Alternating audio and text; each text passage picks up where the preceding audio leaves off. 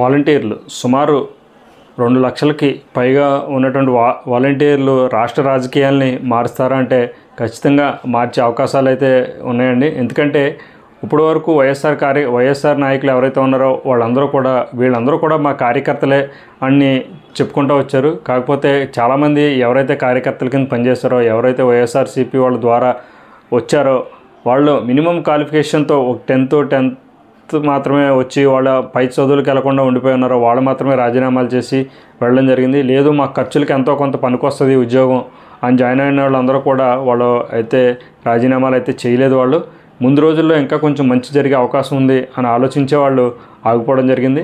అయితే ఆ మంచి కోసం ఎదురు చూస్తున్న తరుణంలో నిన్నైతే చంద్రబాబు నాయుడు గారు ఉగాదికి సంబంధించి వాలంటీర్ వ్యవస్థను మేము కొనసాగిస్తామని గతంలో చెప్పినప్పటికీ కూడా వాళ్ళకి సంబంధించినటువంటి ఏదైతే శాలరీ ఉందో దాన్ని మేము 10,000 వరకు తీసుకెళ్తాం. అందులో కూడా చాలామంది చదువుకున్న వాళ్ళు ఎంటెక్లు బీటెక్లు చేసిన వాళ్ళు ఉన్నారు. వాళ్ళని ఇంకా మరింత స్కిల్ వాళ్ళకి ఇప్పించి లేదా సచివాలయంలో కానీ లేదంటే గవర్నమెంట్లో కానీ ఒక మంచి పోస్టులను అయితే మేము ఒక మంచి ఉద్యోగాలను అయితే ఖచ్చితంగా కల్పిస్తాం. వాళ్ళు కేవలం వాలంటీర్లుగా ఉండిపోవడం అయితే మాకు ఇష్టం లేదు. వాళ్ళ యొక్క స్కిల్ని మేము బయటికి తీయాలి. ఎవరైతే చదువుకున్న వాళ్ళు ఉన్నారో వాళ్ళందరూ. సో ఈ విషయం మీద చంద్రబాబు నాయుడు గారి మీద ఇతర సంక్షేమ విషయాల మీద ఎవరైనా కొంచెం వెనకడుగు వేస్తారేమో కానీ ఉద్యోగాలు మేము కల్పిస్తామన్న భరోసాను మాత్రం చంద్రబాబు నాయుడు గారి మీద ఎవరో కూడా కోల్పోరండి. సో వాలంటీర్లు అయితే ఏదైతే వాలంటీర్లను పెట్టుకుని రాజకీయం చేద్దామని జగన్మోహన్ రెడ్డి అనుకున్నాడో అది ఖచ్చితంగా రివర్స్ అయితే అవుతుంది ఈ రోజున. రేపొద్దున వాలంటీర్లు 2 లక్షల ఓట్లు అంటే అందులో కనీసం సగం ఇటు సైడ్కి వచ్చినా కూడా ఖచ్చితంగా మార్పు అయితే ఉంటుంది. ఎందుకంటే వాళ్ళందరూ కూడా ఎక్కువ శాతం మంది ఇన్ఫ్లుయెన్సర్ కింద ఉంటారు. ఎందుకంటే చదువుకున్న వాళ్ళు ఉంటారు. వాళ్ళు డైరెక్ట్గా ఎలక్షన్ విధుల్లో పాల్గొనపోయినప్పటికీ కూడా వాళ్ళు కనీసం ఒక 10-15 మందిని, ఊరికి 5 మంది 6 మంది ఉన్నా కూడా కనీసం 10-15 మందిని మార్చగలిగారంటే వాళ్ళు గణనీయమైన మార్పు అయితే ఉంటుంది. ఇంకా మెజారిటీలు ఇంకొంచెం పెరిగే అవకాశాలు ఉంటాయి. సీట్లు మరింత పెరిగే అవకాశాలు ఉంటాయి. సో వాలంటీర్లకైతే మంచి రోజులు రాబోతున్నాయని అయితే అనుకోవాలి.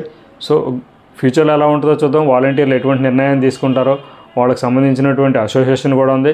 ఈ మధ్యకాలంలోనే విజయవాడలో వాళ్ళకి మీటింగ్ పెట్టుకున్నారని అయితే తెలుస్తుంది. చంద్రబాబు నాయుడు గారు ఇప్పుడు శాలరీ పెంచకముందరే వాళ్ళు పెంచుతామని హామీ ఇవ్వకముందరే వాళ్ళు ఒక మీటింగ్ పెట్టుకోవడం జరిగింది. చంద్రబాబు నాయుడు గారు మనల్ని గుర్తిస్తున్నారు, గ్యారంటీగా మనం చదువుకు ఒక విలువ అయితే దక్కుతుంది, మనం చదువుకు ఒక సరైన ఉద్యోగం అయితే వస్తుందని చెప్పేసి వాళ్ళు డిస్కస్ చేసుకోవడం జరిగింది.